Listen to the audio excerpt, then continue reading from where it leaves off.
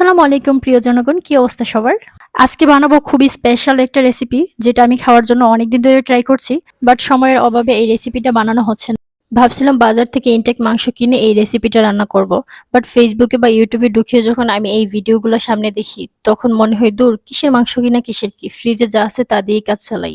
যেই কথা সেই কাজ, আজকে রান্না করব পেশোয়ারি বিফ। পেশোয়ারি বিফ রান্না করার জন্য ফ্রিজে ছিল অল্প পরিমাণ কিছু মাংস, তার সাথে নিয়ে নিলাম 4 টুকরা আলু। প্রথমেই মাংস এবং আলুগুলো ভালো করে পরিষ্কার করে নিলাম। তারপরে একটা পাতিলে পর্যাপ্ত পরিমাণ ঘি দিয়ে মাংস আর আলুটা ৪-৫ মিনিটের মতো করে ভালো করে ভেজে নিলাম। আর পেশোয়ারি বিফ রান্নার ক্ষেত্রে কোনো ধরনের তেল ইউজ করা যাবে না। পুরো রান্নাটাই ঘি দিয়ে করতে হবে। তারপরে দিয়ে দিলাম কয়েকটা গোলমরিচ, পরিমাণ মতো লবণ, পানি এবং কাঁচামরিচ। সবগুলো উপকরণ দিয়ে চুলার আঁচটা মিডিয়ামে রেখে ০.৫ ঘন্টার জন্য রেখে দিলাম। আর ০.৫ ঘন্টা পরে যখন ঢাকনা ওঠাই তখন দেখি সবগুলো মাংস প্রপারলি সিদ্ধ হয়ে গেছে। মাংস থেকে আলুটা বেশি সিদ্ধ হয়েছে, দেখেন আলুটা ভেঙে গেছিল। রান্নার শেষ পর্যায়ে চুলা থেকে নামানোর আগে দিয়ে দিয়েছিলাম অল্প পরিমাণ কাঁচামরিচ, বরমজের পাতা এবং অল্প পরিমাণ ঘি দিয়ে চুলা থেকে নামিয়ে নিলাম। আর আরেকটা জিনিস দেখেন, মাংস এবং আলু কতটা সফটলি সিদ্ধ হয়েছে, ধরার আগেই ছিঁড়ে ছিঁড়ে আসতেছিল। আর আমি পেশোয়ারি বিফের সাথে খাওয়ার জন্য পোলাও রান্না করে নিছিলাম।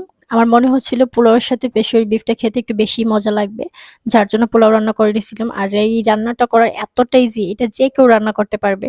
আর আপনার বাসায় একবার হলেও ট্রাই করবেন, খাবারটা খেতে সত্যি অনেক মজা ছিল।